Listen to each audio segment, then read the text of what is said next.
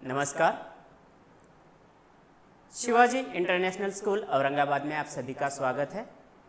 मैं हूं गुंडेराव मल्लीनाथ त्रिगुले। आज के इस अवधि में हम शब्द के बारे में देखने वाले हैं।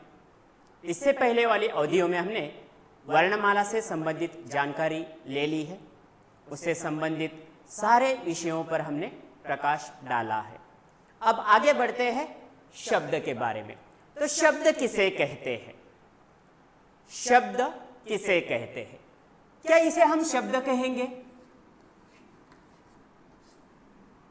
इसे हम शब्द नहीं कह सकते, क्योंकि इसका कोई अर्थ ही नहीं निकलता।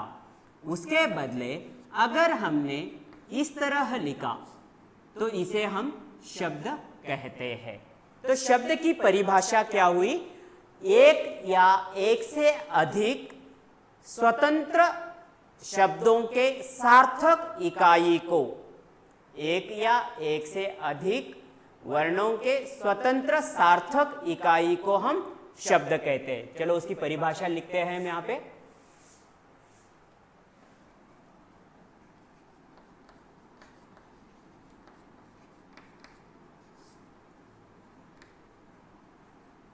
एक या एक से अधिक वर्णों के, वर्ण यानी अक्षर, जैसे हमने पहले की अवधि में देखा है, वर्णों के स्वतंत्र सार्थक इकाई को, स्वतंत्र सार्थक इकाई या ध्वनि इकाई को शब्द कहते हैं।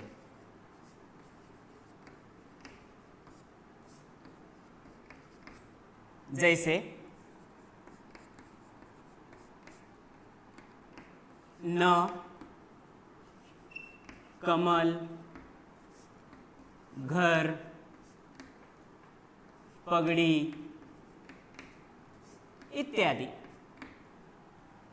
एक या एक से अधिक वर्णों के स्वतंत्र सार्थक इकाई को, यानी कि वह शब्द जो है स्वतंत्र होना चाहिए और उसका कोई अर्थ निकलना चाहिए, और अर्थ निकलता है तो ही वह शब्द कहलाता है। तो अगर अर्थ नहीं निकलता है तो उसे हम शब्द नहीं कह सकते। जैसे कि न का अर्थ निकलता है नहीं, एक वर्ण है, स्वतंत्र है, तो इसे शब्द कहते हैं। कमल, घर, पगड़ी इत्यादि, इन्हीं को हम शब्द कहते हैं। अब हम देखते हैं कि पद भी कहा जाता है, तो यही शब्द पद कब बन जाता है? तो पद की परिभाषा होगी, जब कोई शब्द व्याकरण के नियमों से बनकर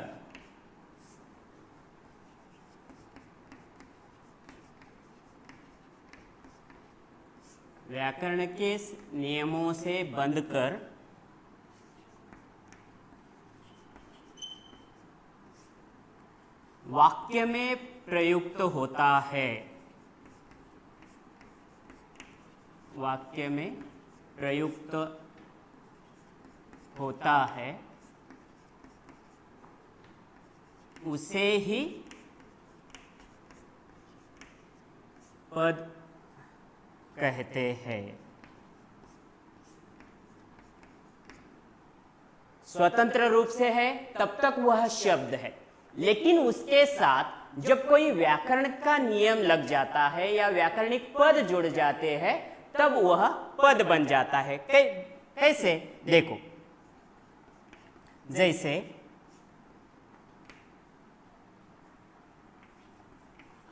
राम ने खाना खाया, यह पूरा वाक्य है, लेकिन अगर यहां पर राम लिया तो यह शब्द है और इसके साथ व्याकरण का नियम बन गया है, ने जुड़ गया है। तो इसकी वजह से वाक्य में प्रयुक्त होने के बाद यही शब्द राम शब्द क्या बन गया है? पद बन गया है। अब शब्द के कई सारे भेद हैं, तो अब हम शब्द के भेदों के बारे में, तो शब्द के भेद, हमें शब्द पता है, लेकिन इन शब्दों के जो है 3 आधार पर भेद किए जाते हैं। वो कौन से हैं देखिए। तो शब्द के भेद, इसे हम ट्री डायग्राम के माध्यम से देखेंगे। तो पहला भेद होता है व्युत्पत्ति के आधार पर। व्युत्पत्ति के आधार पर।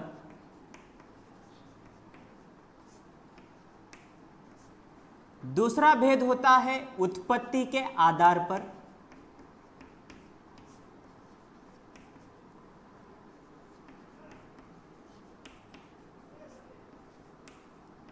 और तीसरा भेद बनता है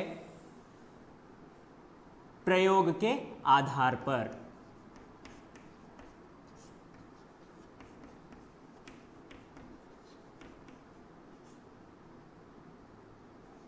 प्रयोग के आधार पर।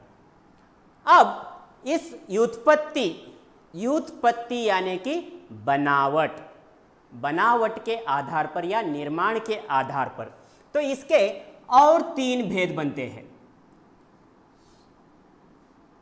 रूढ़, यौगिक और योग रूढ़। तो हम पहले व्युत्पत्ति के आधार पर के भेद देखेंगे।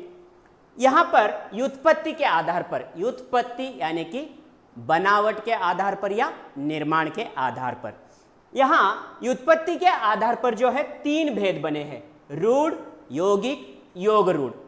रूढ़ शब्द यानी कौन से? रूढ़ शब्द उन शब्दों को कहते हैं जो रूढ़ी परंपरा से चली आ रही है।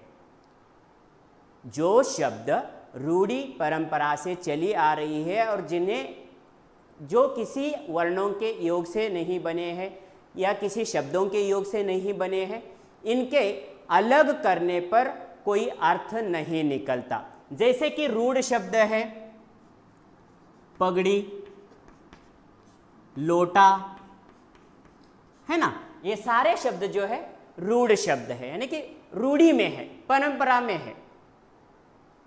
यानी कि रूढ़ी परंपरा में जो शब्द है उन्हें रूढ़ी शब्द कहते हैं। अब यौगिक शब्द से तात्पर्य है कि ऐसे शब्द जो 2 शब्दों के योग से, यौगिक यानी कि योग, किसका योग? 2 शब्दों के योग से बना हुआ हो और इन्हें हम अलग कर सकते हैं। किसे? यहाँ पे जो 2 शब्द आए हैं उन शब्दों को हम अलग कर सकते हैं, उन्हें यौगिक शब्द कहते हैं। जैसे कि रसोई घर, विद्यालय, है ना, रसोई और घर, विद्यालय, यानी कि इस तरह जो है 2 शब्दों के योग से बने हुए शब्दों को हम यौगिक शब्द कहते हैं। उसके बाद है योग रूढ़। यहां पर भी शब्दों का योग होता है, लेकिन वे किसी विशेष अर्थ को प्रकट करते हैं। कौन से? योग रूढ़ शब्द विशेष अर्थ को प्रकट करने वाले योग शब्द ही या यौगिक शब्द ही योग रूढ़ शब्द कहलाते हैं। अब विशेष अर्थ कैसे? आप सभी को पता है कि दशानन किसे कहते हैं? रावण को। तो दशानन यानी कि यहां पर 10 आनन 2 शब्दों का योग है, लेकिन इनका अर्थ क्या निकल रहा है? रावण। लंबोदर,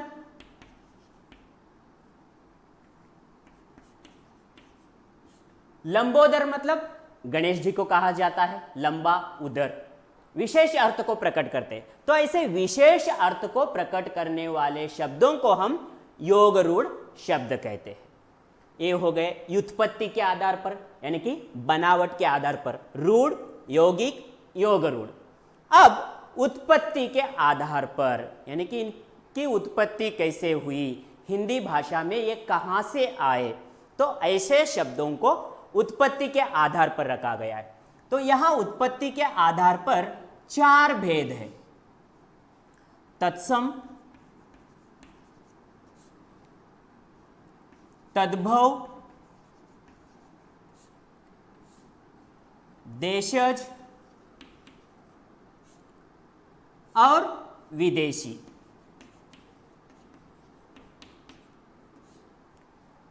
उत्पत्ति के आधार पर, उत्पत्ति के आधार पर शब्द के कितने भेद है? 4। तत्सम, तद्भव, देशज और विदेशी। अब ये तत्सम शब्द कहां से है या कौन से है? तत्सम शब्द मतलब संस्कृत भाषा से। तत्सम शब्द किन्हें कहा जाता है? संस्कृत भाषा से ज्यों के त्यों जिन शब्दों का प्रयोग किया गया है या जिन शब्दों को प्रयोग किया जाता है उन्हें हम तत्सम कहते हैं। जैसे रात्रि, सूर्य, ये तत्सम शब्द है। अब तद्भव शब्द किसे कहते हैं? तद्भव शब्द से तात्पर्य है जो संस्कृत के रूप से बदलकर हिंदी में परिवर्तन हो गए हैं।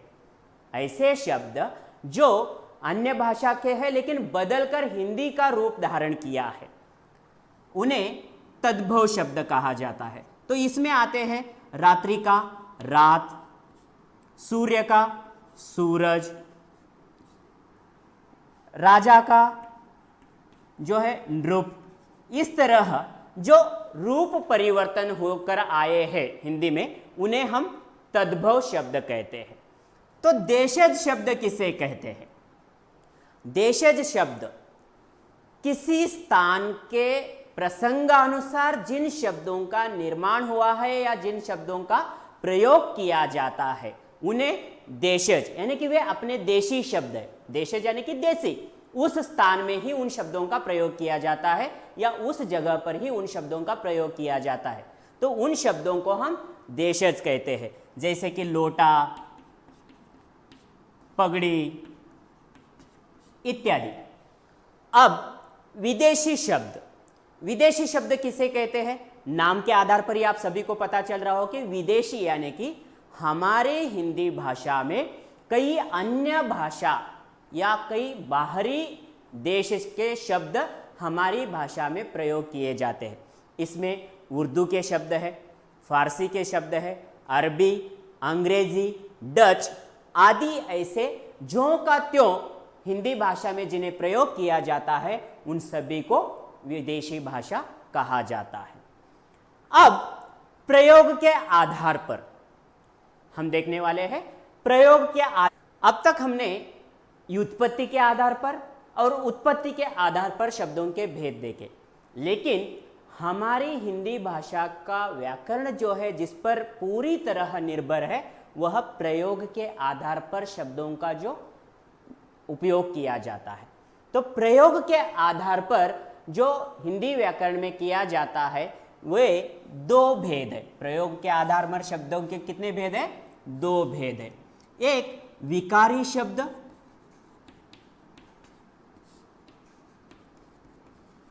और दूसरा अविकारी शब्द।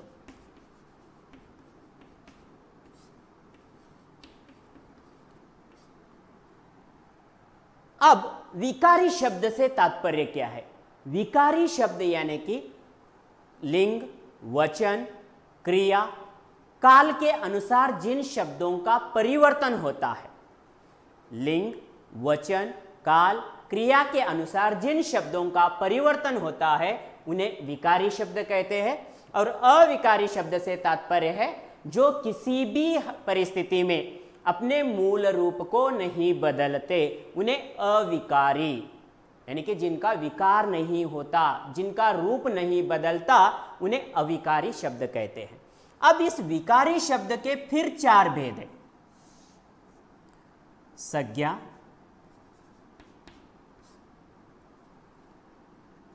सर्वनाम,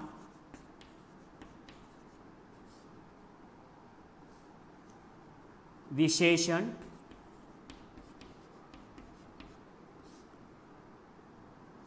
और चौथा भेद है क्रिया। और अविकारी शब्दों में इसमें भी 4 भेद है। क्रिया विशेषण,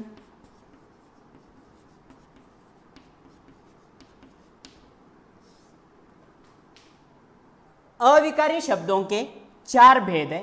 इसमें क्रिया विशेषण, संबंध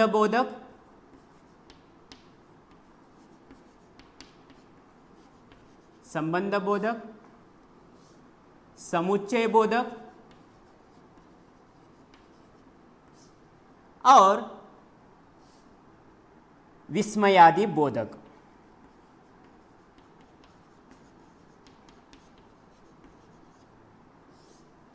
इस तरह अविकारी शब्द के 4 भेद, विकारी शब्दों के 4 भेद, और पूरा हिंदी का व्याकरण जो है इन्हीं पर निर्भर करता है। संज्ञा, सर्वनाम, विशेषण, क्रिया। विकारी शब्द है, अविकारी शब्द क्रिया विशेषण, संबंध बोधक, समुच्चय बोधक और विस्मयादि बोधक। तो अगली अवधि में हम संज्ञा के बारे में देखते हैं। आज की अवधि यहीं पर रोकते हैं। धन्यवाद।